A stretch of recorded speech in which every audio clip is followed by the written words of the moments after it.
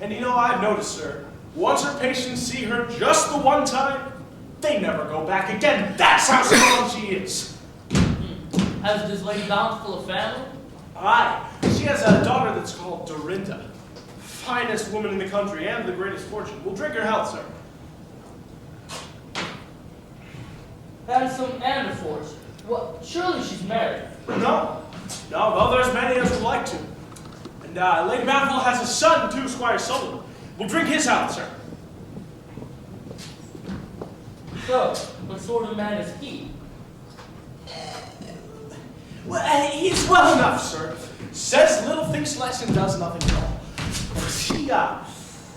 He wants it here, sir. There's my daughter. Shannon is living comfortable. Aye, sir. She snores like a broken bagpipe. Good day, sir. I was just telling this gentleman that... I'm sorry, sir, I don't know your name. Mr. Boniface, I would not burden your memory with it. No, sir. I was just telling this gentleman here about Squire Sullivan. He was here until 3 this morning and has broken all the windows in the tap room for the 10th time. Aye, 'tis true. Squire's hardly ever at home, though he married a fine woman from London 4 years back. Mrs. Sullivan. We'll drink her health, sir. Your servant, sir. Now, what will your honor please to eat? The entire world resides under my roof, sir. Anything you like. Have you any veal? Rabbit. A nice trout? Sold the last of it this morning. Have you got any wildfowl? No. But I have a delicate pair of rabbits, sir. Fine. Oh, fricasseed or smothered with onions? Smothered with onions. We're out of onions. Fricasseed then, and when you're ready. Aye, sir. So, Archer, our journey has begun. Welcome to Litchfield. Now, tell me, Jack, how feels it to be a servant? You gave me a deuced bad character just now. You just wait till Nottingham, where I will be the lord, and you the servant. Then you shall hear things. Then at Lincoln, you'll be under the stairs again. And in Norwich, I'll mount her. Nay, Tom, I like it. You and I, we're men of intrinsic merit. Ones who can seek out fortunes for ourselves. Those with heads to find money and hearts to spend it. Yes, but this last 200 pounds. This last 200, let me tell you. This last 200, with the experience that we are masters of, are worth far more than the 2,000 that we have spent. Now, I am for risking half, if you will, on this knight errantry. One of us will marry a rich wife and split the fortune down middle, half each. But we shall reserve the other, just in case we fail, to carry us onward to some future battlefield where we shall die, as we lived, in a blaze. With all my heart. And we have lived. There's no doubting that, Jack. Aye. We won't say that we spent our fortunes, but that we enjoyed it. So many pleasures for so much money. Yet if I had millions again, I would still go back to that same market. London! We've had our share, Tom. Past pleasures, all as I know, are the best. Ones to come may disappoint, but Arkita, I'll marry no ugly heiress. No matter how rich she be, I love to hunt, but I would not like Actaeon be eaten by my own dogs. So today is Sunday.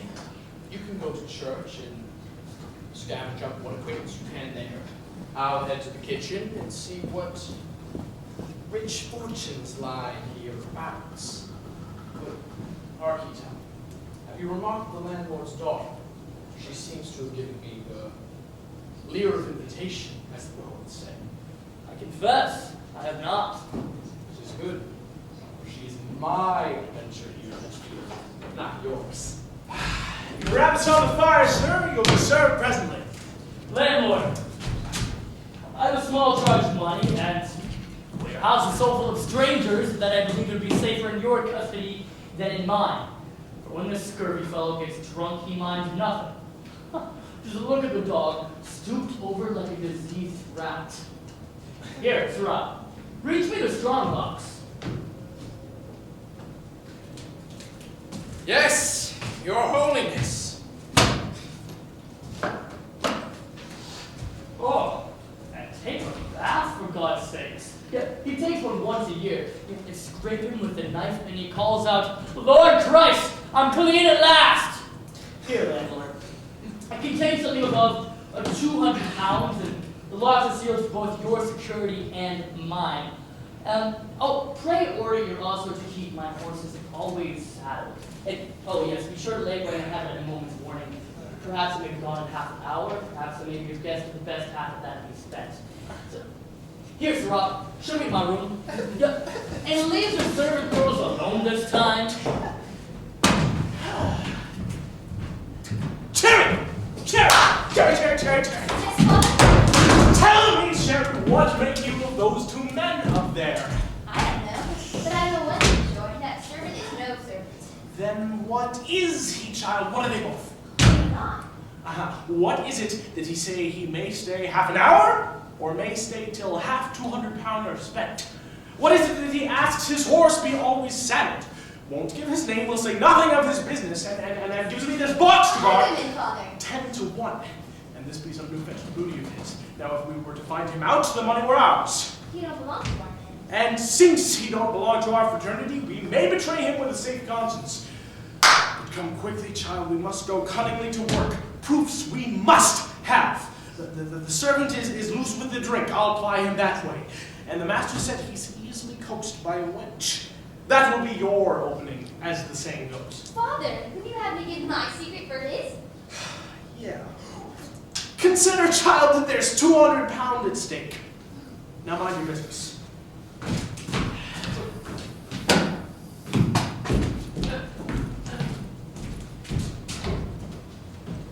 What a rogue my father is. My father, I deny it. I have lived with myself long enough to know that I am no daughter of his.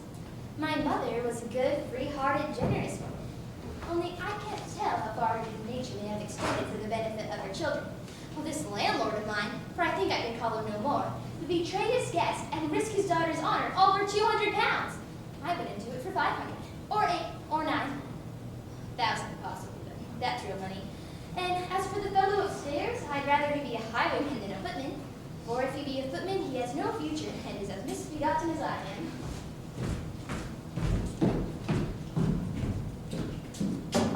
Sir, your master's dinner's ready. Oh, friend, your knock startled me. In fact, I was just thinking about you this very moment. Of me, sir. My master is so severe with me. I was afraid you'd gather a low opinion of my merits. Why, sir, my judgments are my own. 'Tis good. For there is no one here in Staffordshire which I would rather be well thought upon. Why, sir, flattery is no way to bring it about. Well, then let me wrestle for your good opinion. Sir, tell yourself that I am the landlord's daughter at this inn, and that there is no advance you are likely to make I have not thought of 100 times. And with these reflections, carry your master's dinner to him, for I think he is hungry. I would fain make love to you. So render me the formula and give me what to say. Well, then ask me a question about love, and I'll answer. What is love? Love is, I not know what. It comes, I not know how. And goes, I not know where. Where does love enter? Into the eyes. And where go out? I won't tell you. What are the objects of this passion? Youth, beauty, and clean lips. The reason? The first two are fashionable in nature. The third is of personal preference. What are the signs and tokens of this passion? A stealing look, a stammering tongue, words improbable, designs impossible, and actions impractical. And since you are so bold as to furnish surmises about me, friend, I shall offer the same to you. And what is that, my angel? You are no servant. And while you are in this disguise, I think I know too. Death and hell! You are a witch in every way. Give me this. Cherry! My Cherry! father calls. You plaguey devil, how durst you suck my breath so? Offer to follow me one step if you dare.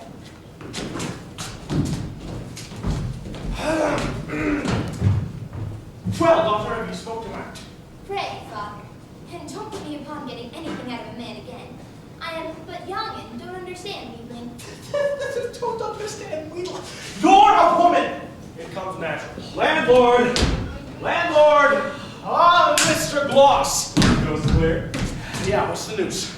4 little encounters on the road. Stick 'em up! All fair, square, and honorable, that's all. Here, Sherry. Let this with the rest. Nearly 50 sterling pounds. No one interfered with, and the transactions ended friend and friend. I think we have one of your recent friends here in the house just now. A larger woman, she hath the convulsions the greater part of this hour. I remember her well. I wanted to be ravished. We had to keep denying her. Now, let's see. Here's... 3 wedding rings, or funeral rings. It's much the same, you know. Their owners begged me for them on their knees, and faith, I was moved to tears, though I confess it. I almost forgot. Sherry, I have a present for you. Oh, what is it? A pot of cerise from the lady's underpocket. What? Mr. Gloss, do you think I paint? Your betters do. These things are but the usage of the world, my child, and when usage has made them acceptable, 'tis but candid hypocrisy to cry against them. You reason wondrous clearly, Mr. Gloss. Thank you, sir. That comes with having a profession as the chaplain of the local militia. When I'm not out on the road relieving women of their purses, I'm a man of the cloth, restoring men to their souls. And you know, I find the sermons that I preach in camp are much benefited by my second profession on the road. For instance, when those I rob cry out, "Oh God, oh God!" I'm reminded that He above is the great giver of all that is good. And when of a cold, damp evening they cry out, "May you go to hell!" I am touched that they wish me the comfort of a warmer climate. And so, as the poet says, there be sermons in storms and good in everything. Mr. Gloss, have you ever heard lately of any other gentlemen of the pad that are currently serving in the district? No. Well, I fancy that I have 2 that board here in the house just now. One claims to be the servant of the other, and they've given me a box to guard worth £200. Doubtless some of these new fellows who cannot do the work of the road with honor and have brought the whole profession into bad repute. Here comes the servant now, or the one that calls himself the servant. Mr. Landlord, draw us some ale and leave you alone with him. And Sure. you, Sherry, take my coat and store it with the goods. Absolutely, hello. Throw your ale when he comes. Good evening, sir. Oh, good evening. Sir, the landlord is drawing some ale for us. Pray, come have some. I'm chaplain of the local militia. My name is Gloss. Well, I was just on my way to the kitchen to ask this pretty young lady to join me in dinner. 'Twill be ready when you come. We'll have time for a drink first with Mr. Gloss.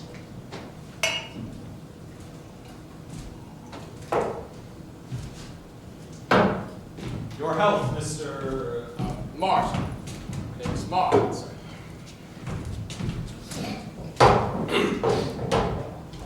There was quite a hue and cry today for your militia, Mr. Gloss.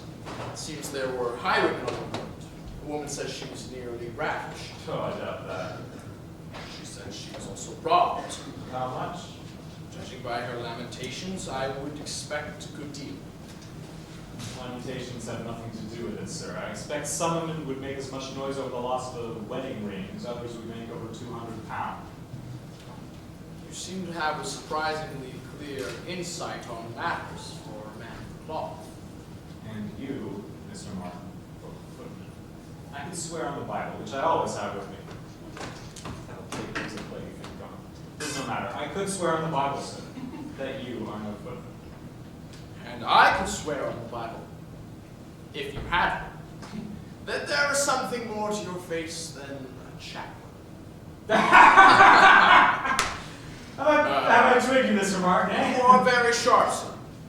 Now, Mr. Martin, why should we not be above board with one another? You may be well suited to your master, as you call him, but I can do very well with a stout young fellow who's not afraid of a brisk moment or two on the road. We could begin slowly, of course, until we know each other better, so to speak. There's a piece of work in the neighborhood that I've got my eye on. It's a house, sir. And the men I work with now are offered boobies that will knock over every table in their way. You have henchmen, sir. Aye, 2 fellows for the work on the road, and Mr. Boniface and his daughter understand me, so to speak. The landlord and his pretty daughter? I Cherry stores the goods, and Mr. Boniface gives me news of the heart. This house is a good deal of family plate that could be melted down, and I doubt not a fair quantity of money and jewels besides. Would such a venture interest you, Mr. Martin? You have only to think it over and give me a sign. It shall have my full attention. You do me an honor, Mr. Gloss. Your servant, sir.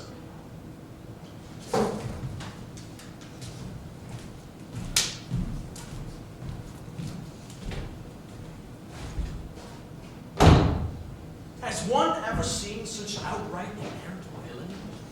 The man is a walking battle.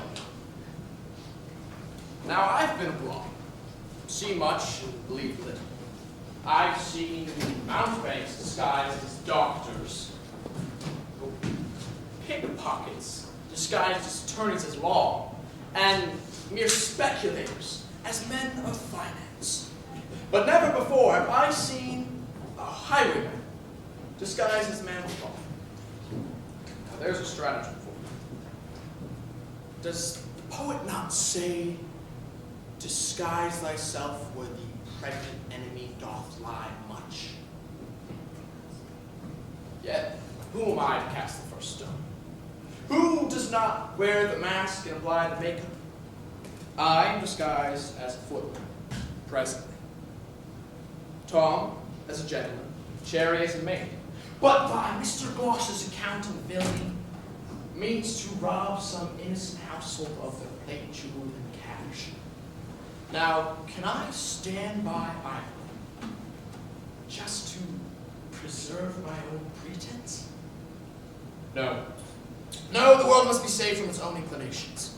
So my plan is this. I shall say yes to his plan and approve of his script up until the 11th hour, at which time, like young Prince Hal, sweeping forth from the ugly mists and vapors, I shall thwart his villainy, rescue the innocent, and win the adoring love of the most handsome girl in Staffordshire. Have we met her? No. Is she Cherry? Oh no. But do not worry.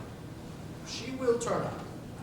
For in a comedy, as opposed to life, the end of the play is never a question. The only question is just how to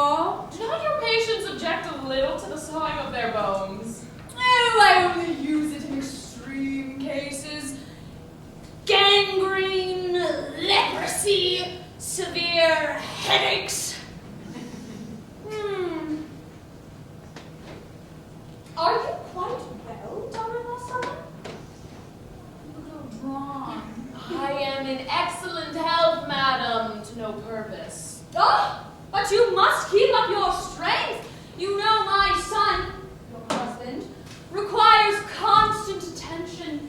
He is of a sickly nature, even more so than most husbands. He's drunk, madam. Or was so when last I saw him. You are severe, daughter Sullen. He drinks entirely for his health. He has a poor constitution, and fine spirits restore his blood. In that case, he must be the healthiest man in all of England. He will be up before long and will amuse you till church time. And to the same degree. Come, Scrub, we must to work. 2 jaundices, you say? Yes, my lady. Truly do your hearts look to see that they are as yellow as oranges. Are you for church this morning, sister-in-law? Anywhere to pray, for heaven alone can help me. But I think, Dorinda, there is no form of prayer in the liturgy against bad husbands. But there's a form of law in court, and I swear, rather than see you thus continually discontented, I would advise you to apply for that. Hi-ho. And yet, if you did bring it to a case of separation, what could you urge against your husband? My brother is first the most constant man alive. He never sleeps away from you. No, he is always there. He allows you a maintenance suitable to your quality. A maintenance? Do you take me, child, for a country orphan that I must sit down and bless my benefactors for meat and drink? I brought your brother a dowry of 10,000 pounds, out of which I might expect a few pleasures. You share in all the pleasures that the country affords. Country pleasures, racks and torments. I was not trained, child, in the leaping of ditches and clambering over stiles, drinking fat ale, playing at whist, and making poultices with that good old gentlewoman, my mother-in-law. Oh, but here comes something to divert us.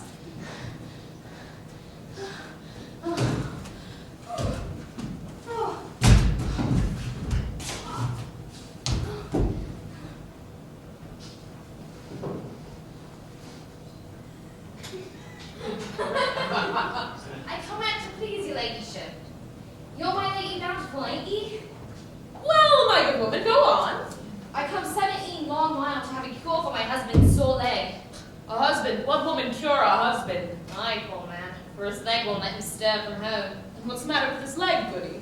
It can't burst, as one might say, with a sort of dizziness in his foot. Dizziness is very common in husbands. Then he had kind of a laziness in his joints, and then his leg broke out, and then it swelled, then it closed up again, then it broke out again, then it festered, and then it grew better, and then it grew worse again. Well, my good woman, I will tell you what you must do. You must lay your husband's leg upon a table, and with a chopping knife, you must lay it open as broad as you can. Yes, your ladyship. Then you must remove the bone from the leg and beat the flesh soundly with a rolling pin. Then take some salt, pepper, cloves, and season it well. Then wrap it up like broad and put it in the oven for 2 hours. Pepper, what, your ladyship?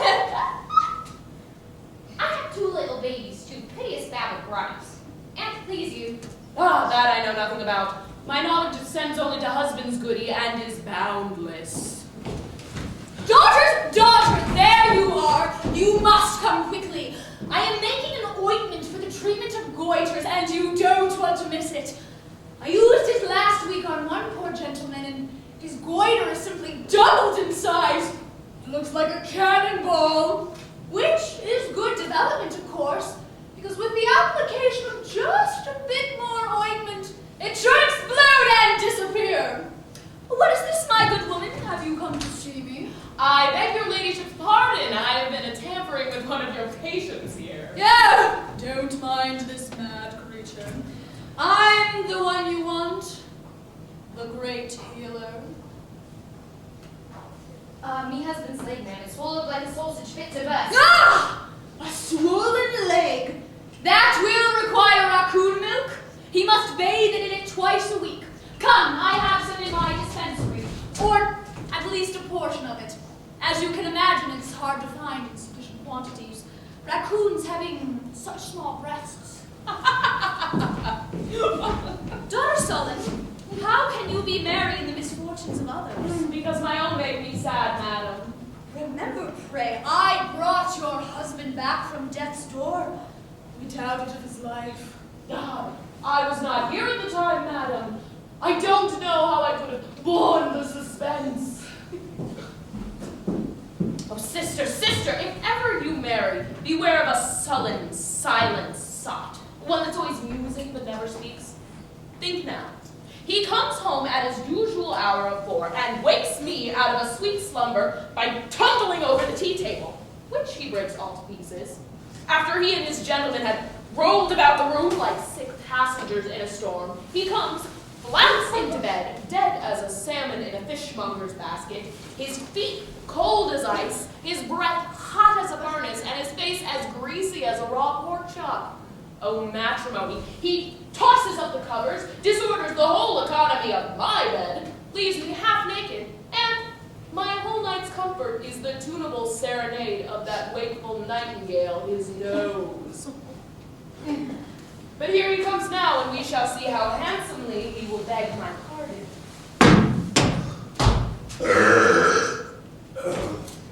Oh, my head aches consumedly. Will you be pleased, husband dear, to drink tea with us this morning? It will do your head good. Tea gives me the wind. Scrum! Scrum! Sir, What day of the week is it? Sunday, I'll please your worship. Sunday? Well, it was just Sunday the other day. Aye, every Sabbath, my love. You'll get the hang of it in time. Bring me a dram, and set out the venison pasty and a tankard of strong beer.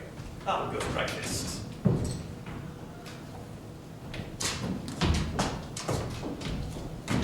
Inveterate stupidity! Did you ever know such a lump as this? Nay, I'll never have good of the beast until I get into town. London. London is the place for managing a husband.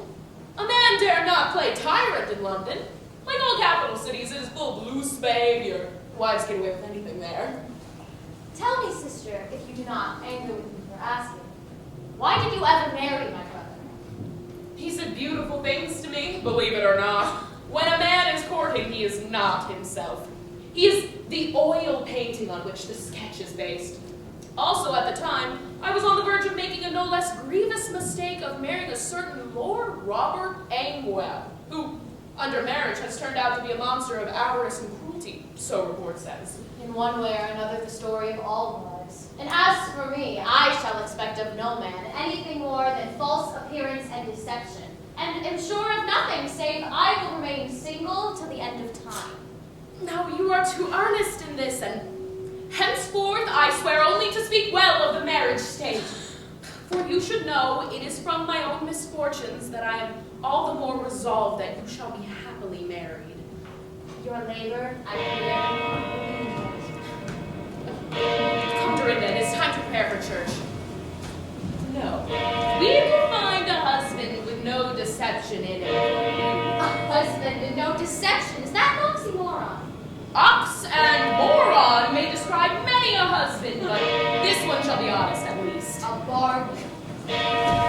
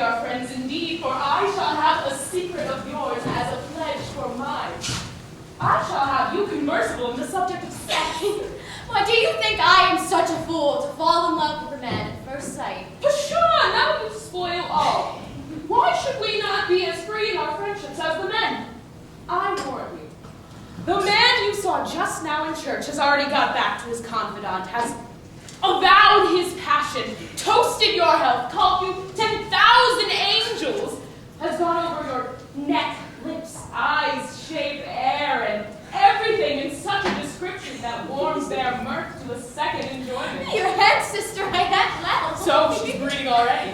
Tell me, sister, don't you like the gentleman? Why, the man's well enough. Well enough. Is he not a demigod, a narcissist, a star, the man in the moon? Why, Penelope herself, I warn, waited in Ithaca for just such a man. Oh, here comes our Mercury. Well, Scrub, what news do you have of the gentleman? Madam, I have brought you a packet of news. Oh, very quickly, come. Well, first, I inquired who the gentleman was, and they told me he was a stranger. Second, I asked what the gentleman was, and they told me, look, they had never seen him before. Thirdly, I asked what countryman he was, and the answer was more than they knew. But fourthly, I demanded whence he came. The answer they could not tell. And fifthly, I asked whither he went, and they knew nothing on the matter. And that's what I learned. What do the people say? Can't they guess? Well, some think he's a spy, some guess a mountebank, some say one thing, some another. Yet everyone admires his beauty. Scrub, listen. You must go now and become acquainted with this footman. Invite him hither for a glass of ale. What? Yes, madam. Oh, 'tis the best plot in the world. As you drink with him, we will drop in by accident and ask the fellow some questions. Madam, dinner's upon the table. Scrub, will excuse your behavior. I am Oberon, you are Puck. Go, go, look how you go. Swifter than arrow from the Tartar's bow. Madam, I shall!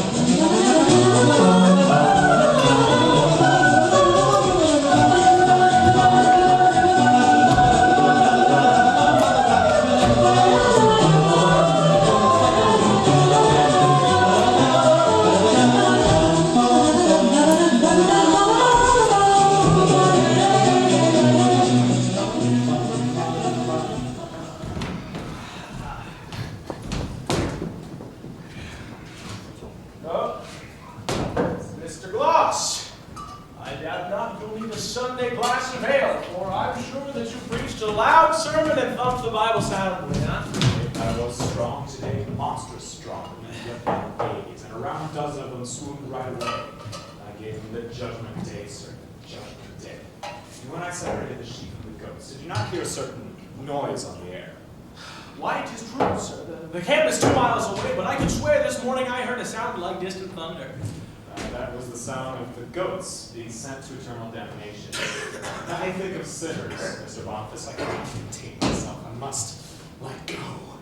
Sure, there's advancement for you in the church, Mr. Gloss. Have you thought of that? You have hit upon it, sir, my fondest wish. Someday I wish to establish myself and make a name to be reckoned with. Which leads me to the matter of hand, sir, for I have come to ask for the hand of your daughter, Chick. In marriage, Mr. Gloss. That's quite an honor, Mr. Gloss. I mean, Jerry is pretty young, yet she's old enough to make up her own mind on these matters. I'll call her in. Jerry! Jerry! I think I've noticed a certain understanding between her and that young footman that's upstairs. Jerry! Yes, Father. Mr. Gloss has something to say to you. I'll leave you now.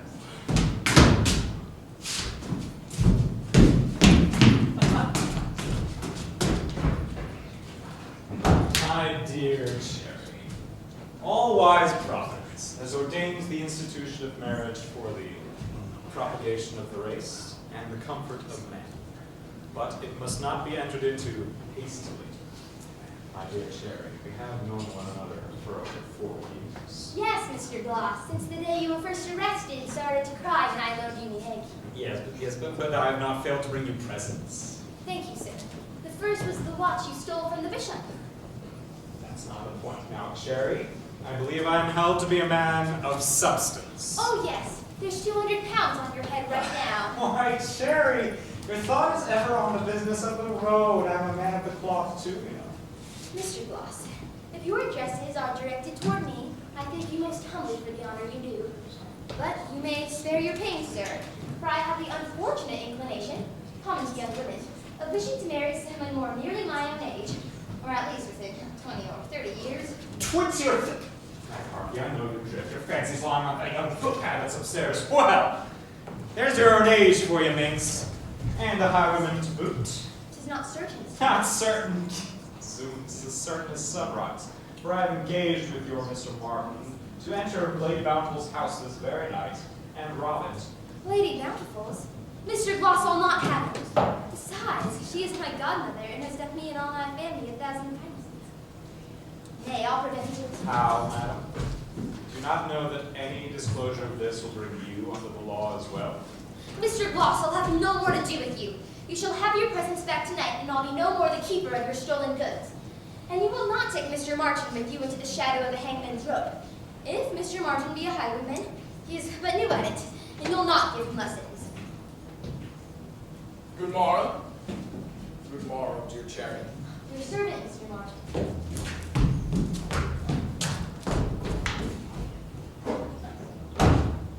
Is Cherry angry? Is she a woman?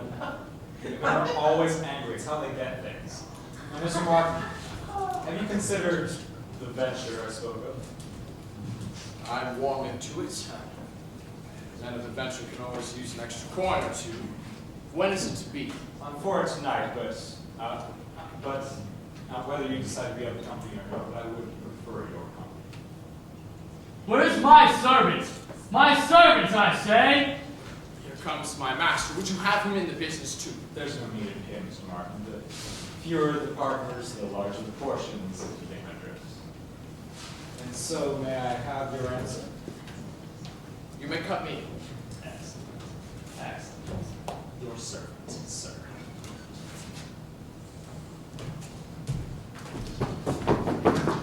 Jack, our journey's over, our results are assured, and there's nothing left to do but a choice! What? You're married already? No, but I married this girl in church. I saw her die a bachelor.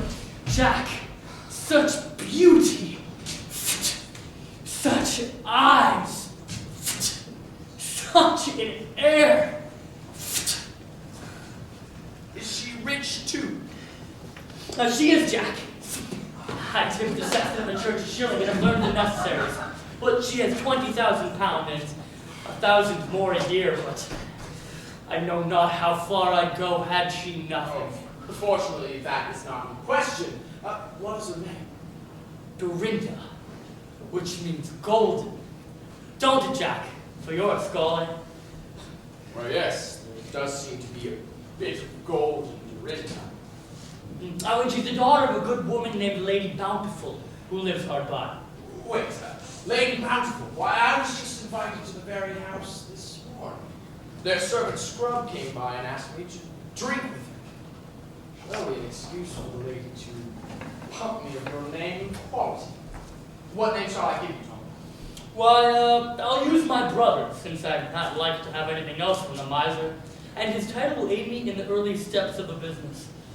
Lord Robert Amwell will fetch me to the house this soon. Mark you, your lordship. How opportunity is playing into our hands. Indeed it is. But we must devise but a means whereby I too may enter the household, and as soon as possible, for every hour's separation from Dorinda is... but here is your friend. I'll leave you.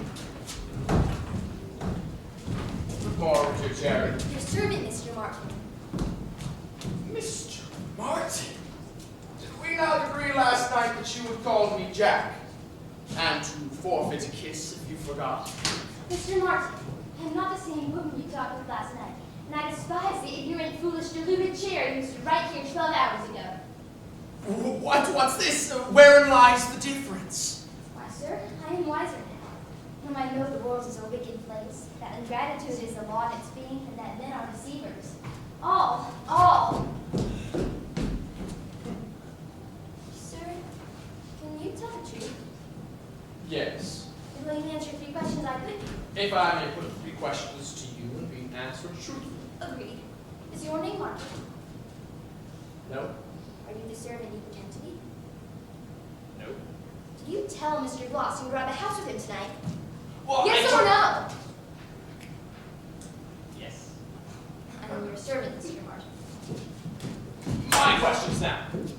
Or do you shirk the contract which But then, were you put on by someone else to wheedle this information from you? yes. Have you been the custodian of the goods Mr. Gloss has stolen upon the road? Yes or no? Yes. And do you realize that oftentimes circumstance can put one into situations, my dear Sharon, in which the appearance of evil is often far worse than its substance? Oh, yes, Mr. Martin. Do you agree to look well upon me until such a time comes in which you discover the worst? Yes, I will. Cherry, your father is a rogue. I know it. By this evening, Mr. Gloss will be apprehended. I doubt not that before the justice he shall reveal all the share whom your father had in his robberies upon the road. I say you take that share and hide yourself to Ireland. Go now, Cherry, before it's too late. And will I never see you? Go, Cherry. When the hue and cries die down, you best return to London and search in the clubs for Jack Archer. Go now, Cherry. Godspeed. God bless you, sir.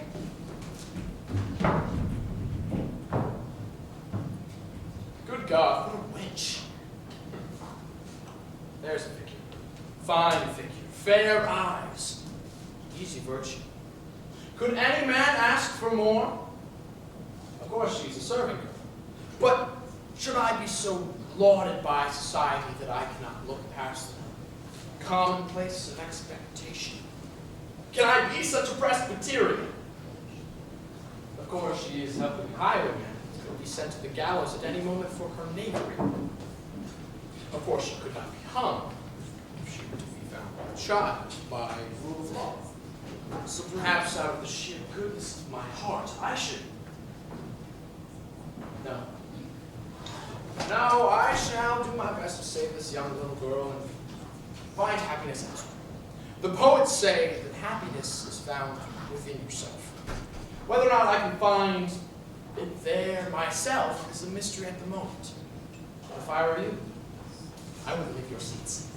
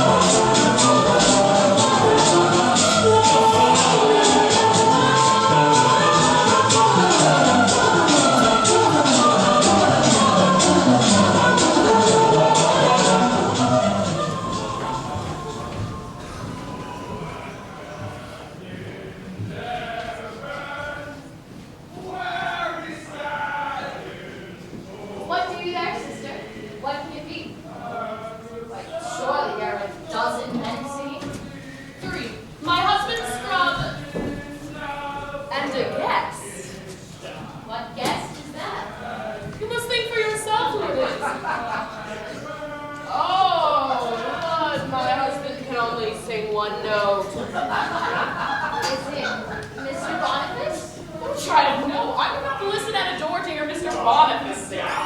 You must guess again. Is it? Sister! What?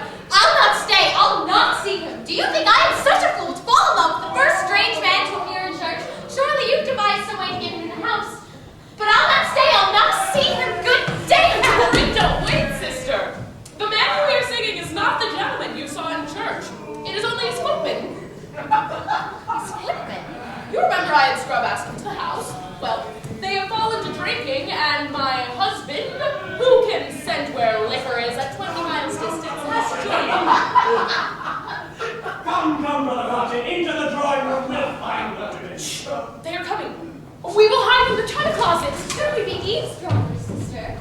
Since they are drunk, their minds are absent, and it is no indiscretion to overhear a vacancy, I suppose. Come! Come, Brother Martin, for the women are not here, but 'tis no matter. I'm the master here, and I can break all the chairs and the tables too. Your worship, remember your promise? You promised her ladyship on the Bible and studbook that you'd break no more furniture. Correct, your worship. All the women weeping and all the glass in the dog's feet. Yes, but hark ye, Brother Martin. Breaking a chair and a table in the window is the greatest sport in the world, and I can afford it too. Now, you must call me Brother Solid, for I'll drink and break chairs with no man but a brother. See, Brother Martin, you're as good a man as I am any day. Oh, I had your father married my mother, would you not have married my wife and had my house, and no man would have known the difference. So, alcohol came into the world to prevent thinking. Let's drink. Your master seems more at home in the stables, I should say. Aye, then he gets the dogs and horses drunk along with him. Death! I know not where the women are. They were just here an hour ago. 'Tis only, You should kiss my wife. Eh? She's a fine London lady, and she claims that the country holds no pleasures for her. Or you can kiss my sister too, but she's skim milk. I will find her for you. Mrs. Sullen! Mrs. Sullen! Is she handsome, Brother Scrub? Extremely. Though, as for myself, I've been married 20 years, and at this point, a moose with the rickets would be good to me. Well, let us seek our own pleasures. I've done my duty. But if you don't mind me asking, Brother Martin, why have you come into the country? Brother Scrub, you keep secrets. I call his worship to witness. Have I not kept all your worship's secrets? How you broke the china shepherd your wife got from London? Hush! Hush! And how you lost in the mud the letters your wife gave you to post? Devil take you! Sure, I can keep a secret. And how you stood on her pet dog so that it sickened and had to be shot. Hold your tongue! Get that damnation! My secret is this. My master fought a duel the other day in London. And the other so severely he felt it best to withdraw until he learns if the wounds be mortal or not. Nay, you shall kiss my wife. I will go find her for you. Mrs. Sullen must be unusually forgiving. Is he fond of her? I believe he'd like her better if she were pickled in whiskey. Oh, Scrub, you are not alone. No, madam. This is Mr. Martin, the servant of the strange gentleman you saw in church today. Madam, Mr. Martin. I am your servant. A footman, sir? Aye, madam. And how long have you served your present master? Not long, madam. I've spent most of my life in the service of the ladies. And which service do you like the best? Oh, the ladies, by a good deal. Why is that? Well, since your ladyship is asked, there seems to be a bit of charm in their look, if they be handsome, which turns duty into inclinations, obligation into pleasure. To be near them is to feel a certain constant intoxication, which removes fatigue, and to bask in their presence is to make us forget all but the livery we wear. If your present master is married, I presume you still serve a lady? Oh, no, ma'am. I take care never to enter a married household, for the commands of the master and the mistress are often too contrary. 'Tis impossible to please them both. Come, I do not like to hear marriage ill spoken of, for I resolve that my sister shall be happy in it. Indeed, her chances at happiness are all the greater if her expectations are not brought to too high a pitch. Though I am half persuaded that my master, if he were to fall in love, would be the husband the human race has waited for. Sure you are married yourself, sir? No, madam, unfortunately. The same livery which suits me from the service of ladies of quality bids me unfit for the society of women within my station. You see, whenever I get the chance to serve a woman of quality, of elegance and beauty, madam, of intelligence and wit, madam, to enjoy her rare eyes, makes me forget that I am just merely a servant and remember only that I am a man. Oh, the devil take him for wearing that livery! Is it not a mischievous, provoking world where such an address and such presence must be from a lowly footman? Come, Dorinda, we must not detain them from their amusement. Sir, I thank you for your company. Some before care gloves. I beg leave to be excused. For my master, Lord Robert Aimwell, pays me not to accept money from any other hand, but to injure his honor and disobey his direct command. Good day, madam. Madam. Come, Miss Rupp. He said his master is Lord Robert Aimwell. Is not that the cruel and miserly gentleman you said was suitor to your hand in London? And is he not married now? And why didn't you recognize him in church today? Why, you're right, Dorinda. The man's an impostor, which means they both are. So this footman might not be a footman after all. My mother approves. Did I not hear men's voices singing? Yes, your ladyship, a London servant from the inn has been passing the hour with Scrub, and your son has joined them in their drinking. Purely for medicinal purposes, I'm sure. You make fun, daughter Sullen, but singing and drinking go well together. I find singing is a sort of medicine. It eases the doldrums and has a sort of healing power. Why, I often sing to my patients, and it does such wonders that they beg me to stop after just a few notes. Madam, say in your presence, which of you is Lady Bountiful? Which of you is the old lady here? I am. Madam, the fame of your charity and skill brings me hither to implore your help. Why, sir, what's the matter?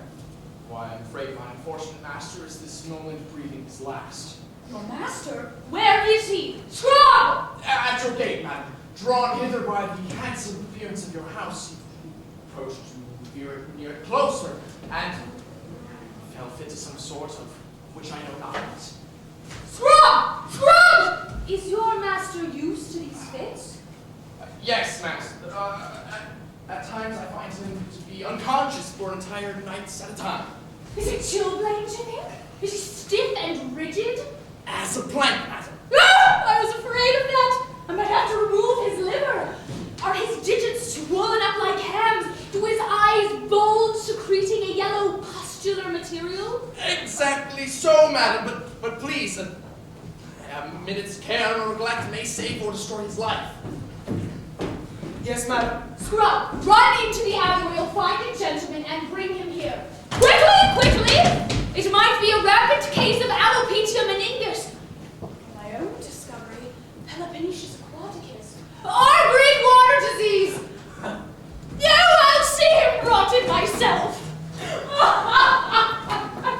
Sister, how can you laugh when that poor gentleman, whoever he is, may be dying this very minute? The poor gentleman. Sister, did you not shudder to hear of those nights when he is without consciousness whatever? Sister, I have a sort of prophetic fit, and I think I can tell you, the man will live.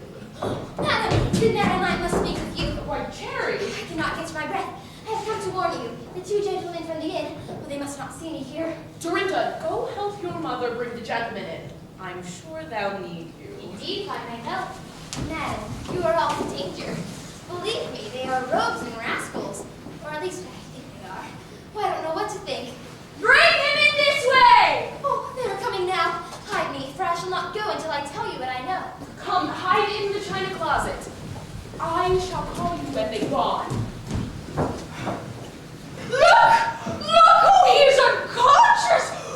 barely breathes! Scrub, get you to my dispensary and bring me the potion I was working on this morning. Of dried eel, grated squid beak, and the mucous membrane from that cow fetus. I'll have him drink it. Madam, I pray you help us. Take his hand and see if you can open it. Well, I'll hold his head. Poor gentleman. He's got hold of my hand and squeezes it unmercifully. 'Tis the nature of his convulsion, child. What's the matter with this silly girl? I've got his hand open with the greatest of ease. Surely it is his delusion. He feels that this will be the hand that shall save him. Look!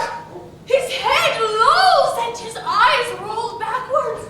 His tendons have the consistency of calf's foot jelly. 'Tis a convulsion in a million, sir. But pray, where did his illness take him first? Today at church, something inflamed his eye, straight through his head and conveyed straight to his heart. Poor gentleman. We shall need the forceps for this one. Scrub, turn him over and remove his trousers. Oh, wait!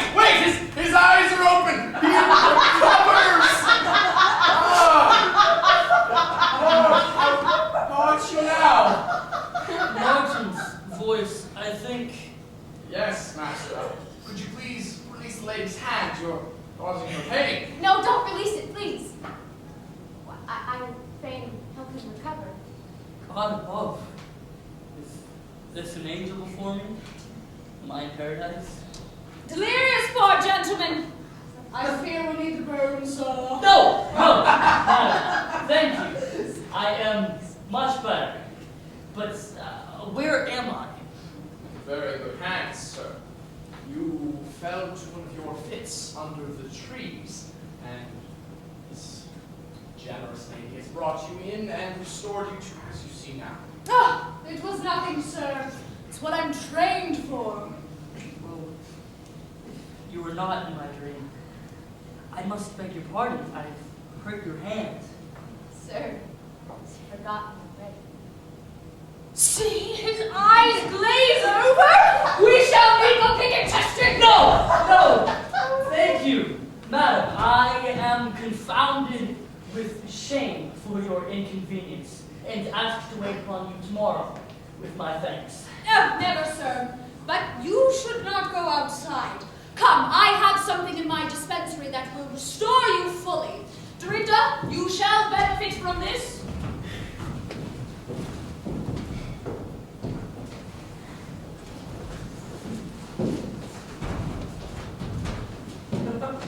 Madam. Pray go, sir. I shall follow presently.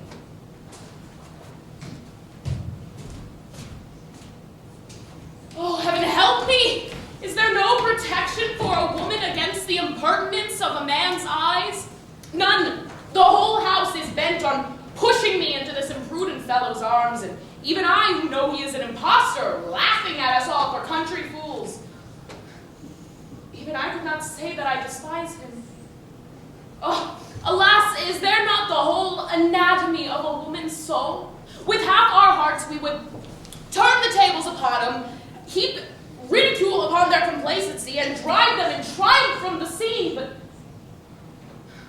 with the other half, O Eve, mother of all, we would have their admiration, play the fool for their flattery, and stifle our reason so that we might believe their protestations. Alas, is there not the whole anatomy of a woman's soul? And yet, I must haste to join them, for if he came through that door alone right now, I'd be... Madam. God help us all. Sir! Madam, the kindness of your attention emboldens me to ask you to engage me in your services. Why, sir, we live in the country. Our needs are few. The service in which I offer can only be judged by trial. I fear that your service would be too costly. It is true. For without recompense, I would rather perish. But knowing it's from your hands, the reward would be far greater than the miser's dream. What did I tell you? Are not these lies from which whole kingdoms have been built upon? What recommendations, sir, do you bring from your previous engagements? None, madam. For I serve none, for I have never given true service before. Is that an advantage? Yes, madam. For I come not dulled by routine, nor bearing the vain glory of past triumphs. If this be a footman, I'm ready for the kitchen. Would you be willing and courteous to all members of the household? No, madam. The zeal of my devotion to you would allow none but you to serve my time. Should I be obliged to dismiss you, however, would you receive it without rancor? Death and damnation, no. Madam, all I ask of you is a lifetime of service. Your heart and nothing more. Sir, I wonder how you can affect such great a passion for a woman whom you take to be a fool. Madam? Nay, do not rise, for since you think so lightly of me, I could wish to see you forever in this ridiculous position. Do you think I believe you to be a footman, and that your friend, who but now pretended imperfectly to an illness, is Lord Robert Amewell? No, sir. You are impostors, whether from knavery or from sport, I know not. Aye, madam, we are. Confession is easy, sir, when one has been found out. I'm your servant. Madam, I pray you give me one day, no, half a day, that I may prove to you that we mean no mockery nor harm here. Where is that wife of mine? Your husband comes, sir. Brother Martin! There you are. Where have you been, brother? And look, there's my wife. God's name, you've all been hiding. Sir, you are drunk, and I'll leave you. Wife! This man is my brother, therefore he is your brother. You will treat him kindly and give him a kiss. I have treated him kindly, as I'm sure he'll attest to, and now I shall take my leave. Promises or no promises, I'll break every chair and table that's in this room unless you do what you should. I'll tear the house down. Yes or no? My love, stop shouting. Since you wish it, I shall kiss your brother for you. Sir, your cheek. So much to save a broken chair. And this to save a table. And this for the brave. So, what's a house without any friends? Thieves! Robbers! I'll not have it! I'll not be so abused! Are you the master here or no? Mother, you should meet my brother, Brother Martin. And you, sir, are no Lord Robert Amewell! Daughter Sullivan, you know Lord Robert Amewell as well as I do. Impostors! Rogues! The explanations, lies, I'll not have them! I'm the kindest woman in Stanfordshire, God's breath! But I will not endure rogues. Scrub! Call the dogs. Your ladyship, the dogs have taken so great a fancy to Brother Martin here that they're like to follow him home from pure love. Madam, we need no dogs to make us withdraw. I merely hope that when your ladyship's anger has abated, we may have leave to present our apologies for a harmless jest. Your servant, madam.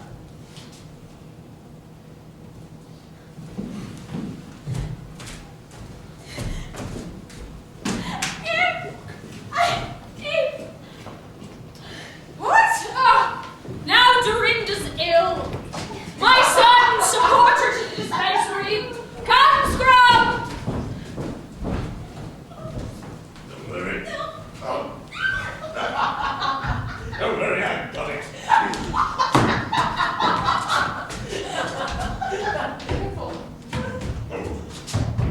Oh, she's a big one. Are you still here? Madam, just come. The case is worse than you think.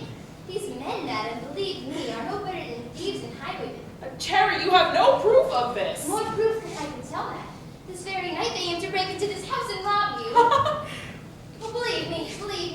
They are in a league with a Mr. Kloss, who for 4 years now has been a highwayman too. That is more like. I have brought you this, madam, to protect yourself. Fear there has been here, but I thank you. I think these other gentlemen are but new to robbery. But I beg you not to shoot the shorter one. You only frightened him out of his evil ways. Rest easy, Cherry. They will receive enough corrections. And if he does show up here tonight, this pistol will be used with the best discretion, as a warning only. It shall not be fired. My father taught me all there is to know of guns, and with this little latch upon it, just so. It cannot possibly. Ah! Well, if he does show up, God help him.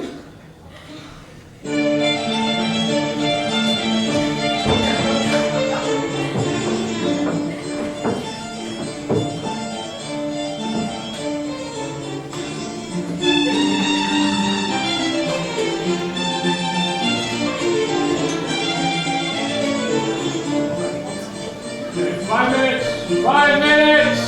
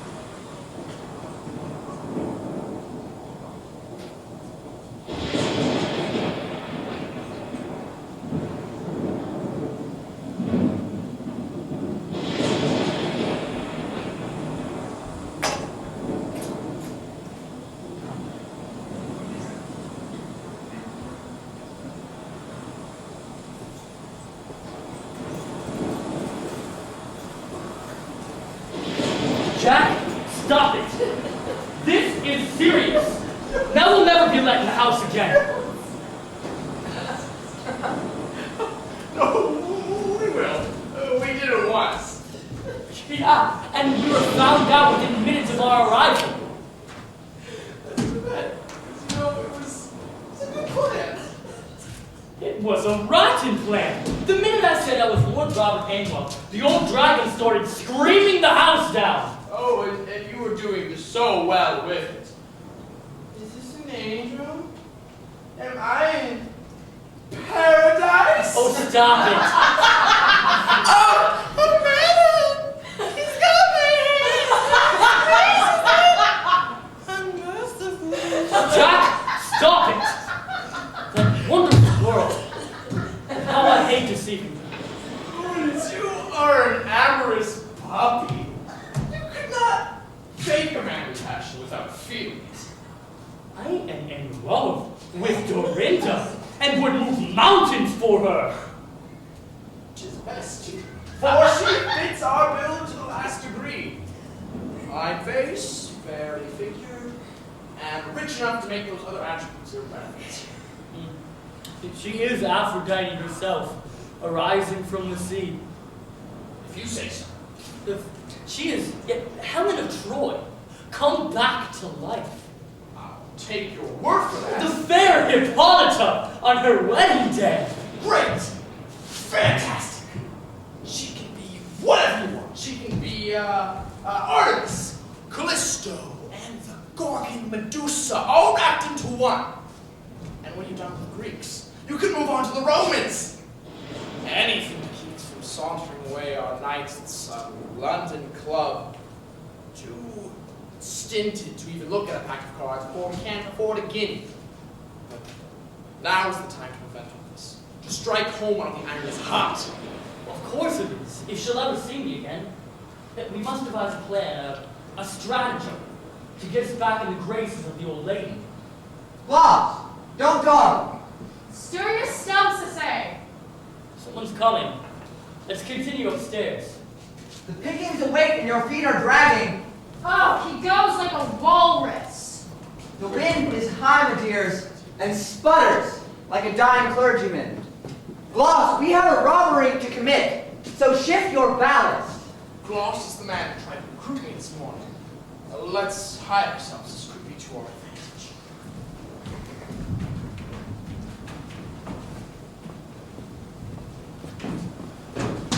Gloss? Gloss, Mr. Gloss? Ahoy there! So loud, pissing goats! I want no suspicions. Well, gentlemen, 'tis a fine night for our enterprise. Dark as hell. It blows like the devil. Our landlord here tells us that the window we must break in, and where the wainscot cupboard is in the parlor. So there's knives and forks and cups and pans and tumblers and tankards. Why, there's one tankard that's near as big as me. It was a present to the squire from his mother and smells of nutmeg like an East India ship. Then you say we must divide at the top of the stairs. Yes, Mr. Hounslow, at one end lies Lady Bountiful and Dorinda, and at the other end, Mrs. Sullivan. Now, as for the squire, he's safe enough. I've engaged him in drink, and he's half seas over already. Now, we must move quickly, or we'll miss our moment. Counsel, do you dispatch us to see our arms faced off? And if Mr. Martin doesn't show up, we'll go on without. Off to you now. Prepare. We will. And remember the Highwayman's sacred motto: stout hearts, pride in your work, and steal everything within reach. Aye. Hi. Oh, my dear Bonnie, this rivalry is gallant. I expect we shall fetch off at least 40,000 pounds. After that, shall I to London, where I'll preach the judgment day till the shaker rattles. I shall become a known quantity, feasted and dined upon. There shall I hop from parish to parish like a stone on water. Then, after that, who knows? Could it be St. Paul's for me? Westminster Abbey? Is there glory ahead? And is it not glory that keeps us striving forward in this great struggle we call life? And what think you then? Upon retirement of my daughter Cherry's hand in marriage, Oh, look you, Mr. Bonds. Cherry is the goddess I adore, as the song goes, but I'll not have her. The poor thing has begged me to marry her, but I've had to deny the pleasure. It is a maxim in the marriage trade that if a man can be arrested on the evidence of his wife, then domestic tranquility goes out the window. Lady Bountiful awaits. I'll return with the goods.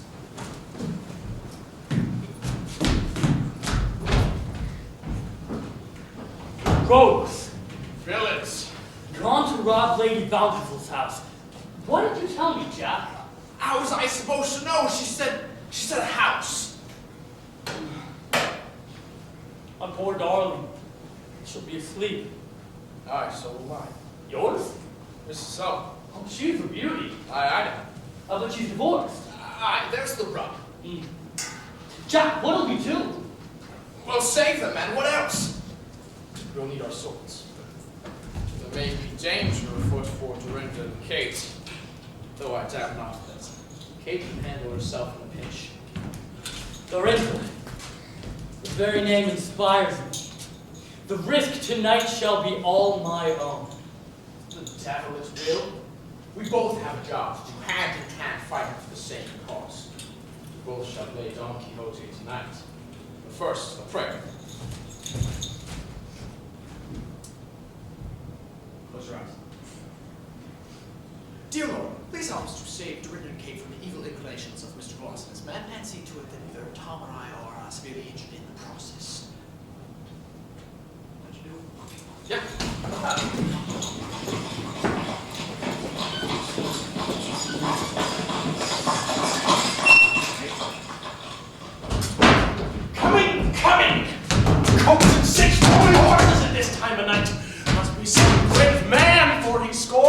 travel with others. I apologize, sir. I'm in search of the house of one Squire Sullivan, who lives with his mother, Lady Bountiful. Half a mile down the road, sir. It is the family of Ed. I, all but the squire himself. He's, called to the bar. Though he ain't a lawyer, he's drinking with Mr. Snort, the constable, Mr. Grab, the exciseman, and little Yamadab, the hunchback barber. I find my sister's letters paint a true picture of her spouse. Ah, so you're the squire's brother-in-law then, sir? I am. The puppy's left me asleep. And here's the squire now. How do you do? Not well at all, sir. I make £3,000 a year and can't even get a man to drink a cup of ale with me. That's very hard. Yes, sir. And unless you take pity on me and smoke a pipe with me, I must even go home to my wife. And I'd rather go to the devil by half. But I presume, sir, that you will not see her tonight. She'll be often gone to bed. You don't lie with your wife in this pickle, sir. Not lie with my wife. Do you, sir, take me for an atheist? But, sir, to lie with your wife in this state would be a crime. The crime is the state of marriage. It's a dry crime. It is felonious interruptus. And it has produced no offspring. No little boy I might teach to ride and shoot and drink and to dangle on my knee and wiggle spirits down his little throat. It's all right. I can live without him and drink alone. Sir, I should be happy to share a bottle with you, but over it we shall discuss your wife. I'd rather we discuss the tinker's wife. Well, anyone's wife, just not mine. She's a Gorgon, sir. A Tartar. A Scot. Except I hear the Scots love their liquor. They love their wives, too. Liquor and wives, the twin pairs of oblivion. With one you drown yourself, and the other drowns you. Sir, go bring us a bottle. Sir, you shall dine with me tomorrow and meet my wife. I know her already, sir. She is my sister. God's blood. I can see it in the tilt of your jaw, like an angry beaver. Pleased you must be to be rid of her. On the contrary, sir, I want her back. And seeing as you don't want her, why not part? Unhappiness is catching. Let me take her off your hands. What? No, never! But if you hate her... But that's not the point! She's my goods, my horse, my ox, my everything, and as the poet says, she's all mine! Help! Help! Please, sir, help! What's the matter? You tremble, child. You're frightened. No wonder, sir. This very day the gang of rogues have gone to rob my Lady Bountiful's house. What? At my house? I passed along the way and left him breaking in. Have you alarmed anyone else with the news? No, sir, I run straight here. Well, I'm frightened, sir. And Lady Bountiful is my godmother, and I love Mr. Ernest so well. And is Mrs. Solon there? She is. Do you know her? She is my sister. Will you guide me there this instant? With all my heart, sir. Come. Break into my house, eh? Oh, what? I'll make a minced meal of ominous rogues. I'll split their gizzards until their plaguey guts fall out. I'll vivisect them from the neck downwards.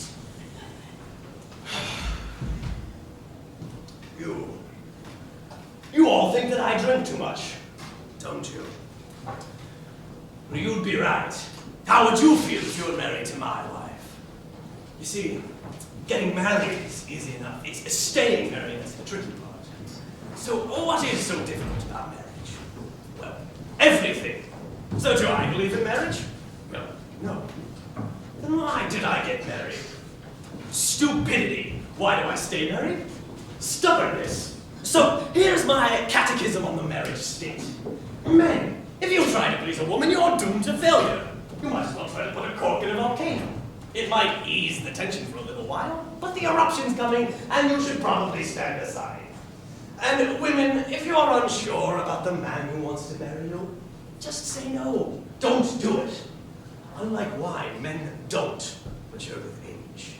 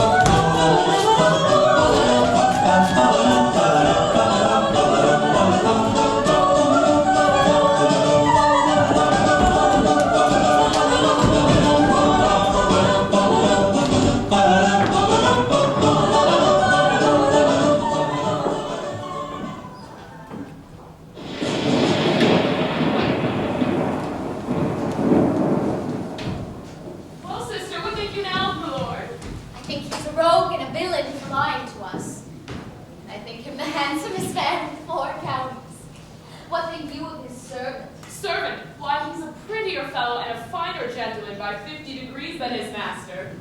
I cannot agree. To me, Lord, whoever he is the finest specimen of manhood since Adam. Despite his deception. Perhaps because of it. I do not know. He's very romantic. Oh, how a little love and good company improves a woman. Listen, while we were in the dispensary, Mama was distracted with medicines. My Lord whispered in my ear and told me I have more wit and beauty than any of my sex. And truly, I believe the man is sincere. You're in the right, Dorinda. Pride is the life of a woman, and flattery is our daily bread. But, It's true. I'll lend you a guinea. I have finer things said to me than you have. Done. What did your fellow say to you? My fellow took the picture of Venus for mine. But my lover took me for Venus herself. Can't. My lover was upon his knees for me. And mine upon his tiptoes to me. Mine swore to die for me. Mine vowed to die with me. Mine spoke the softest moving things. Mine have his moving things too. Mine kissed mine hand 10,000 times. Mine has all that pleasure to come. Mine offered marriage. And I am married already. Sister, I believe you sad. Your angel has been watchful for your cause, whilst mine has slept, regardless of his charge. I wish you joy as you deserve. Ladies, there you are. I've been looking for you everywhere. I believe I have wrinkled out by that horrible man, that rogue, that vagabond who calls himself Lord Robert Amewell, imposed on us in such a deceitful manner. It only took a little logical thinking, the power of science. Oh, look how it has upset dear daughter Solon. I shall be all right, madam. Good! Because I believe, no, I'm positive, that the reason that Lord Robert Amewell imposed on us is because he has designs on you, my dear. Me? Yes!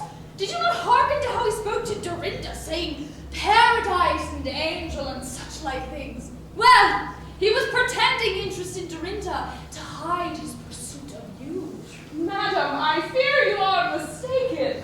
I don't know, but I don't trust that man one jot, 1 gram, 1 speck. He reminds me of the sort of patient who won't cooperate. You do your best for him, you give him your finest medicines, your newest treatment, your best attention, and the next thing you know, he's lying there dead on the table. Madam, Miss Alston is arrived and is calling for you. She seems quite sick. Oh, I just examined her earlier this afternoon. She's as well as you or I. She She doesn't simply seem- craves attention. She doesn't seem to be breathing properly. Just give her a sniff of juniper juice and tell her I'll be there in a moment. Yes, madam. Now, Dr. Solon, if I were you, I would be very careful tonight. You may not believe me, but soon after that supposed Lord Amewell left, I heard a gunshot here in the house. That was another clue that helped me piece together the mystery of this strange intrusion.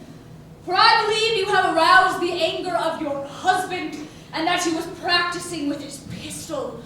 My son may not look it, but he is a tiger when his jealousy is aroused. And I fear that if that lord, whoever he is to come again, there will be bloodshed, and it won't be his. I thank you for the warning, madam. You have pieced together this puzzle admirably. No, it was nothing. It only took a little science. Induction, deduction, conduction, the reductions. Yes, Scrub? It's Miss Alston, madam. She's dead. Oh, nonsense. Well, after I gave her the medicine you said, she turned purple, started to shake, and then dropped to the floor. Now she's not breathing. I tell you, this woman will go to any lengths to get my attention. Pray excuse me. But, what will you, Dr. Sullen? I paid special attention to your husband tonight. New nightdress, perhaps? Tousle your hair a bit. Oh! And lay out a platter of blood cheese and head pudding. He is your husband, after all.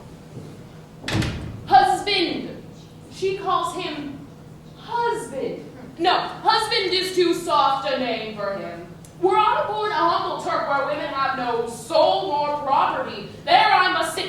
represented. But in England, a country whose women are its glory, must women be abused? Where women rule, must women be enslaved, nay, cheated into slavery? Mocked by a promise of comfortable society into a wilderness of solitude. But come, I expect my brother here tonight. He was abroad when my father saw me married. Perhaps he shall find a way to make me easy. Do you promise not to make yourself easy in the meantime with my lord's friend? You mistake me, Dorinda. It happens among us, as with the men. The greatest talkers are the greatest cowards. Though I could love that gentleman. And if he came here dressed as he should be, and I undressed as I should be. Looky, sister, I can't swear I could resist the temptation. Well, thoughts are free, and them I allow you. And so, my dear, good night. Thoughts free, are they so? Why then, imagine him here now, a youthful, burning bridegroom with tongue enchanting, eyes bewitching, and knees implore. Ah! Stop! Stay back, I say! My thoughts raised a spirit. What are you, sir? A man or a devil? I am a man, sir. Stay back! Be careful. Do you intend to be rude, sir? To woo me in the dark of night and make love to me? I want You want me? How dare you, sir?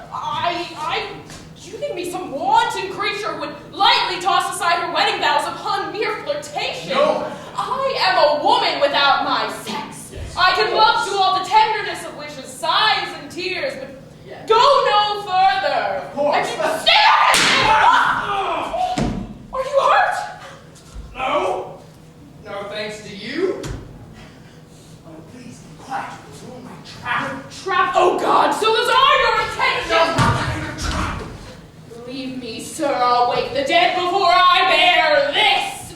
Madam, if you would just please. I would go to you if I could, you must know. And yet you cannot build upon that, for my most moral hatred follows if you disobey what I command you now.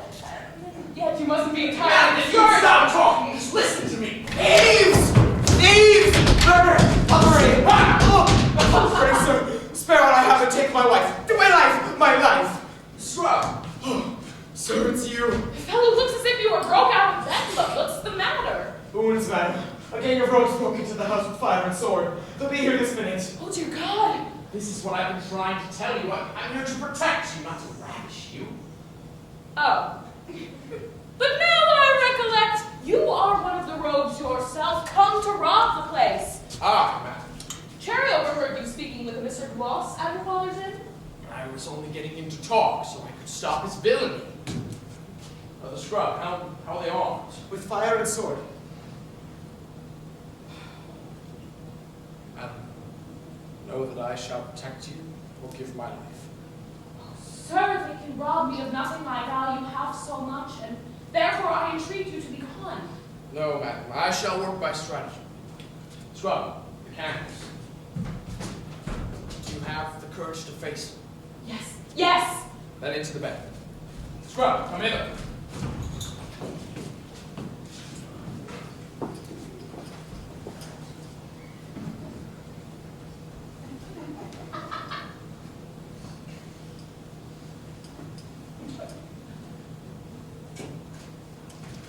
This is the chamber and the lady alone. Who are you, sir? What would you have? Do you come to rob me? Rob you? Alack a day, madam, I'm but a poor man of the cloth. And so, madam, if you make one noise, I shall shoot you through the head. But don't be concerned, madam. Whom's these rings, madam? Oh, but don't be concerned. I have a profound respect for all living creatures, unless they make a noise and I have to kill them. Ha! Da! Face thy reward, it is thy sacrilege. Fiends and damnation, my new recruit, why they not?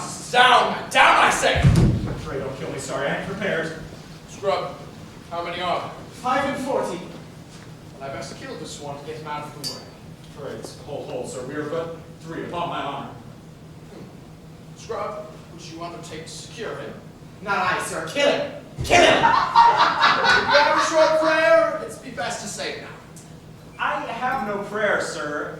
The government provides a chaplain to pray for us on these occasions. Oh, pray, sir, don't kill him. Sir, I'll give you 200 pounds. That's all I have in the wide world. No, make it 400.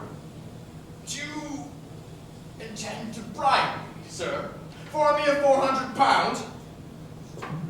All right, you shall live. Scrub, can you keep him under guard? Can you do it? Aye, sir. And if he moves, I'll let him have it between the thighs. The eyes! The eyes! The men are working young ladies. I must oblige to their assistance. Madam, would you venture stay or venture with me? Oh, with you, dear sir, with you.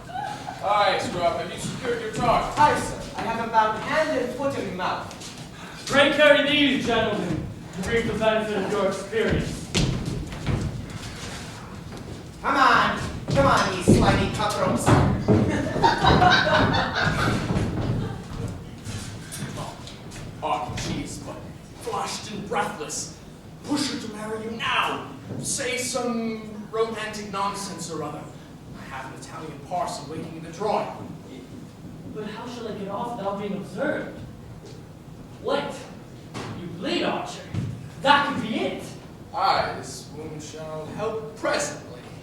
And now I'll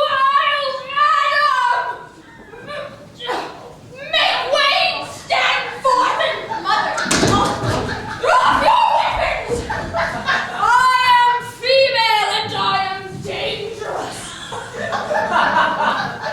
What? Oh God! The day is won and the villains are taken off. But I had no chance at him! I would have done my worst. I swear it. Oh, but all's well. Aye, madam, but I fear I have been wounded. How? Wounded! I pray, sir, that you have received no hurt. What you have cured? Let me see your wound. That is a gash upon my word. You must to bed, sir. I may have to amputate. Scrub! Prepare my instruments! It is a dream come true! Well, do as your mother says and take me to bed.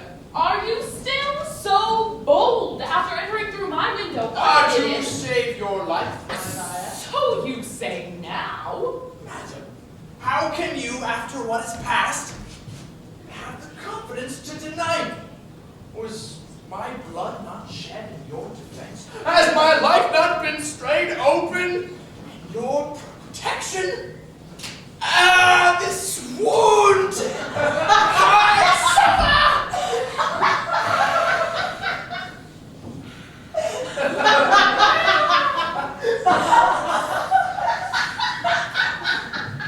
No, I don't believe you. All right. Well then, I'm not but your romantic fools. I do not fight giants for nothing. My chivalry is merely Swiss. I'm a soldier and I must be paid. 'Tis ungenerous in you, sir, to upbraid me with your services. 'Tis ungenerous in you to deny him. How? At the expense of my honor? Honor. How can there be honor with ingratitude? Would I deny you in such a case? Madam, your brother is below at the gate with Miss Cherry from the inn. My brother. Oh, heavens be praised! Sir, he shall thank you for your services. He has it in his power. Who is your brother? Sir Charles Freeman. Now, if you'll excuse me, I must go and receive him.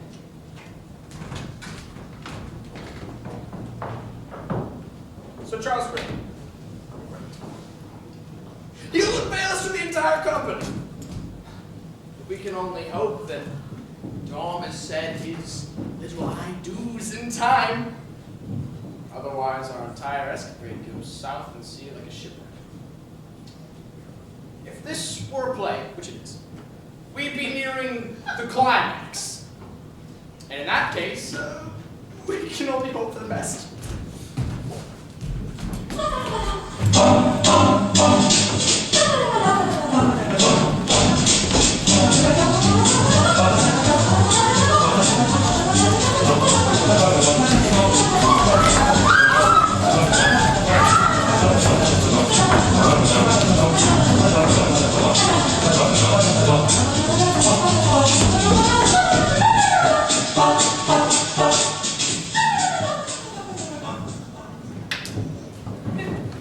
Well, my lord, you have conquered. Your late generous action will, I hope, plead for my easy yielding, though I must own your lordship had heard before the play. But where is the parson? Buonasera, buonasera. I am Fabrizio. I am late, and I am sorry. I had to perform baptism.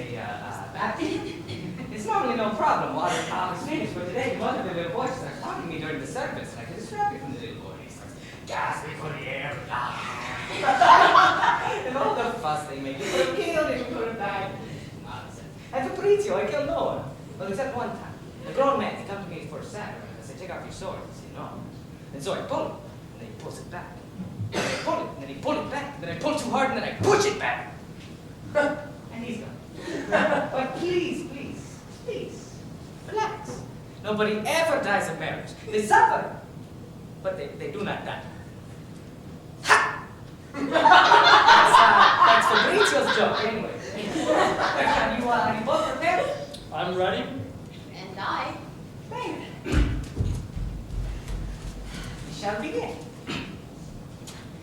Dearly beloved. But first, a word?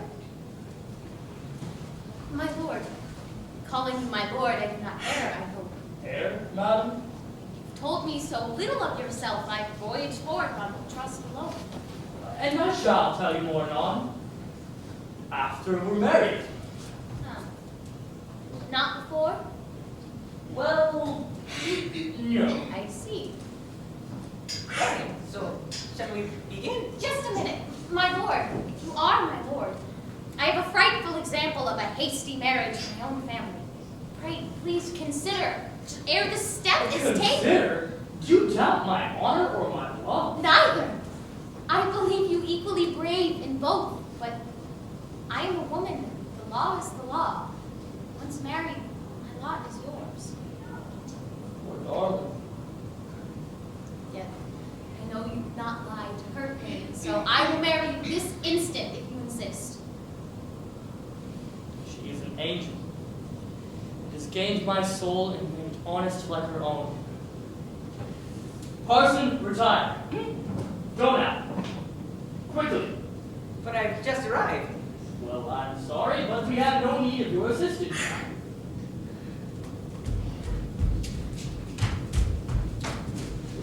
Madam, what I have to tell you will pain us both.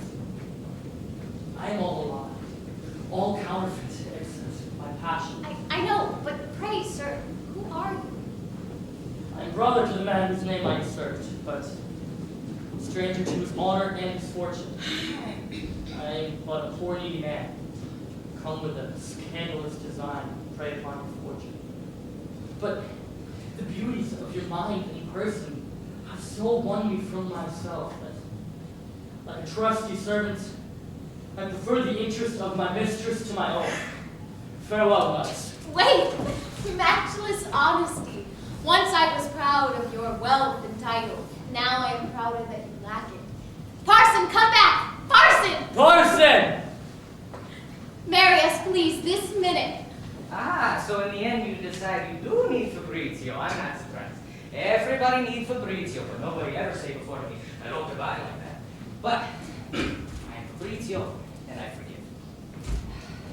You are a beautiful couple. You make beautiful children.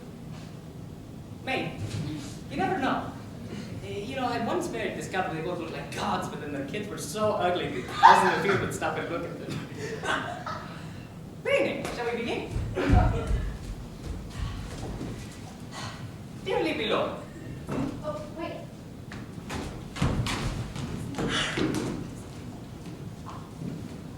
I'll come. Excuse me, sir. We do not eat you now. What? Beg your pardon, sir. I'll wait upon you presently. This is totally foolish. And Fabrizio, you cannot do this. I'm sorry, but you heard what she said. Now go.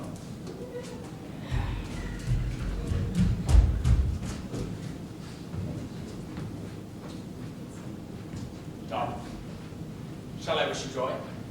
Are you happily married yet? No, not yet. What have you been doing, man? Oh, Archer, my honesty, I fear, has ruined me. I discovered my true self to a lady. Discovered yourself? And without my consent? Have I not placed my same remains in the same bottom as yours? And yet you go ahead and dispose of it all, without my partnership? Archer, I own my fault. Nay, Tom. May I remind you that you proposed this little folly. And so begun it, so end it.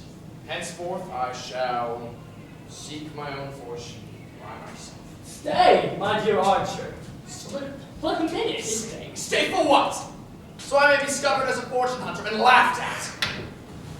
Wait. By all my hopes, he comes. And finally comes. My lord, I fly with impatience to your arms. Where's the parson? Parson! Parson! Parson! Whatever you have to say, I do not believe you. Come quickly, sir, and marry us. No more tricks this time? None, I promise. I swear.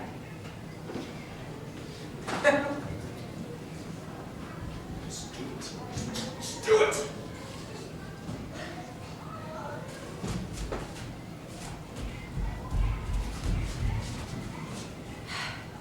finally, we begin yet again. Dearly beloved. And yet, What? What is it, madam? look ye, sir, one generous action deserves another. This man's honor is obliged him to hide nothing from me, and so my justice engages me to conceal nothing from him. I've learned just this minute, my lord. You are the man you believe you counterfeit. You are the true Lord Viscount Amewell. You're titled and rich. I wish you joy. Why, look! My dear Lord Amewell, are the rogues dispatched? Yeah, well done. I wish you happiness. Of what? Well, of your honor, sir. Your brother died as he was leaving London. You now possess the family title and estate, worth some £20,000. 20. Now, Mamma mia. this is good news. Good news for both of us, Jack. Well, as we said from the start, we shall divide the stakes. So, you know, you take off one, and I'll take the lady. I'll 20. Well, I've got 20 on my own now, so we're even. Good man. Good man. Best man. Best man. Best friend in the world. At last, a happy ending. Happy, miss, but not quite ended. For I believe I owe this lady an explanation. Madam, may I tell you the truth? The truth, sir? From you? Why, you might hurt yourself. It's so unfamiliar. Madam, the truth is, I am no saint. The truth is, I never thought you were. And what did you take me for? Why a scoundrel, sir? A scoundrel? I am no scoundrel, miss. I am a gentleman. And I come to you now with open heart and offer it up to you. But, sir, I cannot. Oh, there you are. Let me see your room. Oh, but you should be in bed, sir. Oh, I have begged the lady to put me there. Enough, sir. Please. I am chained and muzzled, bolted like Prometheus to a silent rock. Don't you understand? I am married. But damn it, madam, I'm in love with you. Your passion does you credit, sir. And I'm happy to inform you aren't the only one in this room who is in love. Charles. Like others in their hour of need, we found solace in adversity. We rushed up the lane, rushed to your door, rushed up the stairs, and then rushed into each other's arms. Oh, she moves fast. You lost her, sir. I took her. Couple's couple. 'Tis the way of the world. But Cherry is a servant girl. She works in the inn. You are Sir Charles Freeman. The world is changing, madam, and soon it shall be upside down. For some, but not for all. Wait. This good company meets opportunely in favor of a design I have on behalf of my unfortunate sister. I intend to part her from her husband. Do? But how? Gentlemen, will you assist me? Mrs. Death, I shall give my life. And I, sir. And I wouldn't go so far, but Wait, here he is.